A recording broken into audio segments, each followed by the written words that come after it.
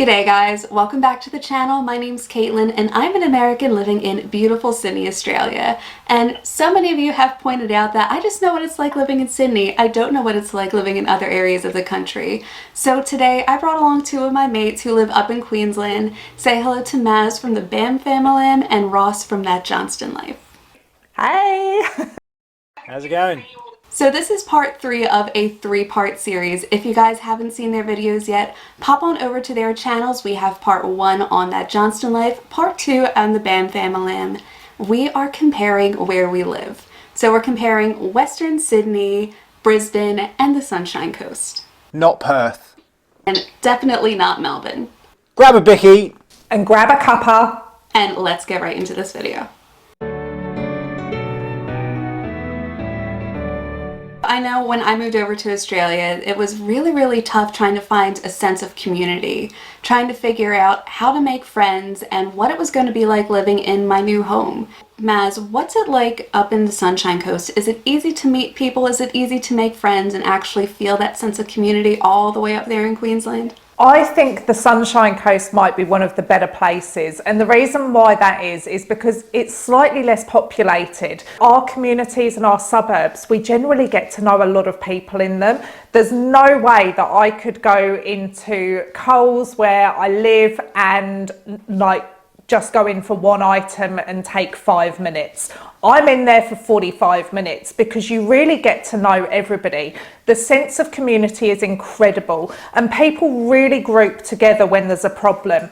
For example, years back, we hadn't really been here that long. There was a young boy who was actually one of my friend's sons who had brain cancer, and the whole community rallied together to support this family. It was remarkable. People are like that here. So the Sunshine Coast for me, I can't think of anywhere that would beat it. And I'm sure there are many people in rural communities particularly that are going to say the same for their community. But obviously I haven't seen those. So I'm just saying that the Sunshine Coast is definitely 10 out of 10 for that.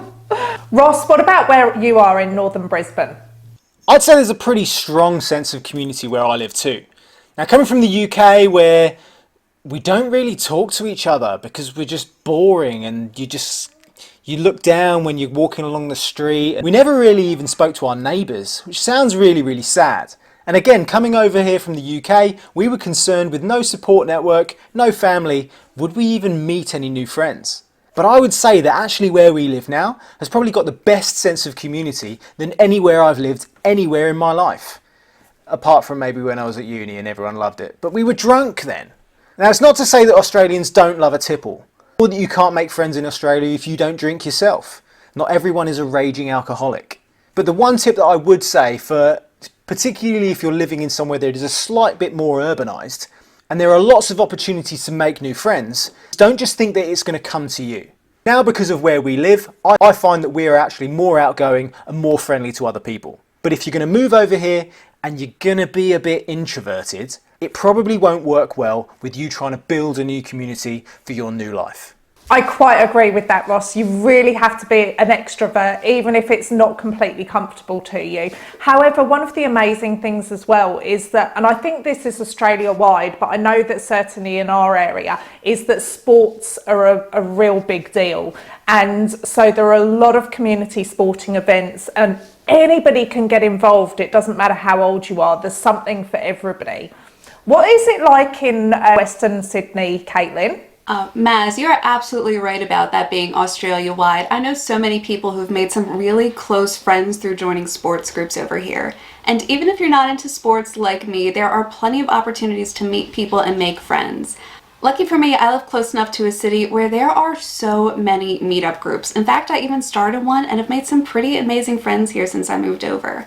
And even if you don't live too close to this city, all the way out here in the western suburbs, the communities out here are so friendly. Once you make friends with an Aussie, you are in for life over here. Like Ross said, if you're an introvert like me, you do have to put yourself out there a bit.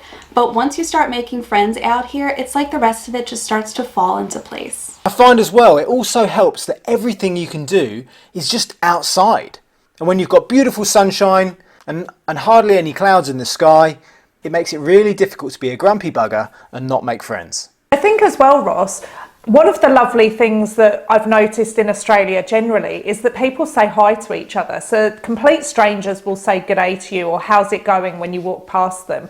And I think that does really kind of bring you out of yourself a little bit, and it really does brighten your day up as well. There's, like you said, you know, where we're from, people have their blinkers on. They don't really talk to people they don't know. Here, it is the norm. And if you're in Queensland as well, there's also that combined hatred for people from New South Wales, especially when the Origin is coming on. It's okay, Ross. We're not even worried about people up in Queensland. We're too busy with our rivalry down in Melbourne. Queensland isn't even on our radar. That's what losers of the Origin say. Would you expect anything less from a cane toe? So, calm down, you two. Let's have a look at your favourite things in Western Sydney, Caitlin.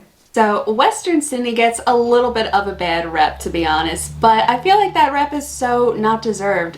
Western Sydney has some incredible people out here. The communities are absolutely lovely, and I love just how you feel like you are surrounded by nature out here. On top of that, if you're more of a city life person like me, you could just hop on a train or a bus and be all the way in the city. You're surrounded by that city life, that nightlife, that touristy feeling that you get walking around the Sydney CBD. So I love how you're so close to the most iconic parts of Australia, and yet at the same time, you can hop on a train, come back home and unwind out here in Western Sydney where things are so much more relaxed and chill. But Ross, is it like that up in Brisbane? Do you get that big city vibe out in North Brisbane? Brisbane has culture. I mean, a bit. Where we used to live in the UK, we were very, very spoiled because we had easy access to London. And now where we live in Brisbane, it's kind of the same geographical distance. If I'm honest, Brisbane doesn't have as much as probably some of the bigger world cities. We do have some culture, there's museums, you can go to musicals when they eventually make it to Brisbane, and there are some fantastic spots in the city too. The one thing I would say is that trying to go into London, we were spoilt, but it was actually more difficult to do, both with the cost and how busy it is. It was just when it was me and my wife. Now we've got 2 kids in tow, it's a little bit more difficult. But getting into Brisbane is that much easier. Whether we want to drive, you can actually find a car parking space in the centre of Brisbane on the weekend, or whether we want to take the train, and it hardly costs anything.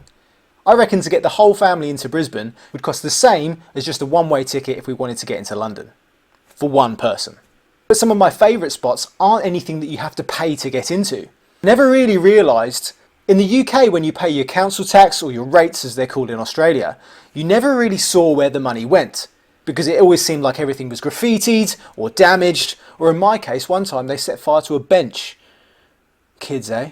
But here in Brisbane, particularly with our subtropical weather, they've just got massive open lagoons. You've got the one in South Bank, which is a little bit difficult to get to if you don't live in the city, but where we are up in the northern suburbs, you can actually go out to the peninsula on Redcliffe, and they've got one that's just as big and just as cool. And then you can actually see the beach. So you're spoiled for choice, really. You've got splash parks, parks where you don't splash in them, or whole swimming areas that are all completely free for kids. There's so much free stuff to do in Brisbane, and I'm sure that's pretty similar up in the Sunshine Coast too.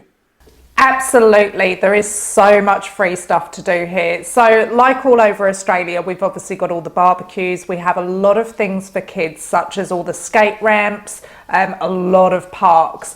But I think one of the most spectacular things about the Sunshine Coast is actually the wildlife. So there's many wildlife centres here, but also just seeing it in the wild. Because we're not so densely populated and it is a bit more rural, it's not unusual to see kangaroos hopping around. I haven't yet seen a koala in the wild, but I'm still waiting. I've seen a koala. It wasn't in the wild, it was actually running across Anzac Avenue. It was probably in distress, and I hope someone got to it so that they could help it. But I have seen a koala in the wild. Oh my gosh, that's really sad actually when you see them in such built up areas and it becomes dangerous for them. There was a new housing estate near where we lived previously, and the kangaroos used to live in the bush there, and when the new housing estate was built, the kangaroos were getting a little bit confused. And there was one night we were driving home on this new road and there was a kangaroo that was just lost. and Ben had to get out of the car to try and guide it into the bush without obviously getting attacked because it was in distress. It was a little bit of a funny moment, but also sad at the same time to see that happening. It is beautiful to see the wildlife, but you certainly don't want to see them near these main roads or anything like that. But isn't that one of those lovely things that you often see on videos going around social media, that people are stopping traffic? When they see these things happening, people are stopping the traffic, getting out of their cars and making sure that our wildlife crosses safely. It's something that I really have an admiration for the Aussies for, because they really care. One of the most amazing things about the Sunshine Coast, obviously I can't not mention it, is the beaches. So the beaches here are just incredible. And the wonderful thing as well is that because we're not as busy, you can often get a beach to yourself. You know, you can often go walking and there's hardly anyone else around, if anyone at all. That's obviously one of the reasons why many people move to the Sunshine Coast. It is for the lifestyle, to get away from the busyness of a city and to get out in nature and get to appreciate all of the wonderful things here. So it sounds like you guys get a lot of wildlife up there. Everybody hears about the dangerous Australian animals. Have you guys seen a dangerous snake or spider all the way up in the Sunshine Coast? So I have seen a red belly on our property. I mean, we have had some snakes, but mostly carpet pythons. I have seen a red belly. It wasn't near enough to my house to worry about. It was just something that it went across the driveway into some longer grass. Yeah, so nothing really too bad in all fairness, but we're very sensible. So if we were to see a snake, then we tend to just stay away and just let it go past. What about you, Ross? Do you often see much down in Brisbane? Well, it depends on where you live, really. Because Brisbane has some suburbs that kind of back onto bush and some that are a lot more urbanised, it really depends. Where we are, the worst I've ever seen just looks really angry, like golden orb spiders and green tree snakes, but they don't actually look that scary. They look quite cute. Although I do have a friend that lives down in Sandgate, which is basically backing onto water and is surrounded by houses, and he gets eastern browns there all the time. Do you know what? Not scary, but I tell you, one of the most awful things that we get is cane toads. They are disgusting, brown, just utterly skanky, horrible things. And I have heard that they spit poison, but I don't know how true that is, because some people have disagreed with that. But basically, you don't want your dogs licking them because they're poisonous. I did hear the other day, though, that apparently the cane toads are getting less poisonous, particularly in urban areas. And I think it might have something to do with another thing that I heard, and our favourite friend, the bin chicken, has now figured out how to eat cane toads. And they just flip them over so that they don't get the poison. Clever bin chicken. Oh, I love those bin chickens. They bring me so much joy. They bring me more joy than they should, actually. I'm completely obsessed with them. And whenever I see them, and also the bush turkeys, I have my phone out and I'm recording because they just make me so happy. So Maz, where is your favourite place to spot bin chickens, or bush turkeys, or just your general favourite place in the Sunshine Coast? Well, Ross, bin chickens and bush turkeys can be everywhere. But one of my favourite hidden gems in the Sunshine Coast is actually in the hinterland. I have a real passion for the hinterland here. I feel like I just love going to these old country towns. But one particular place that I think all tourists should go, or even people that live here, is to Kenilworth Bakery. Kenilworth is a beautiful town. I think it's about 40 minutes inland from the coast. And it's just a little bit old school, but they've got this fantastic bakery, and what they do is 1 kilogram donuts. Now, we've been a few times and there's no way that you could eat it all in one go. It's not for one person, by the way. It's for probably about 5 or 6 or 10 people. It's a big, you don't realise how big these donuts are. They're flipping huge, but it's also the nicest donut I've ever tasted. It's not just the size of it, it's the actual, oh my gosh, just everything about it is amazing. So you can order these donuts one day in advance of going, and you can choose from a number of different fillings. but it's really worth going to. It's a real treat. And also you can pop into the Kenilworth Hotel while you're there and grab yourself some food and a bevy.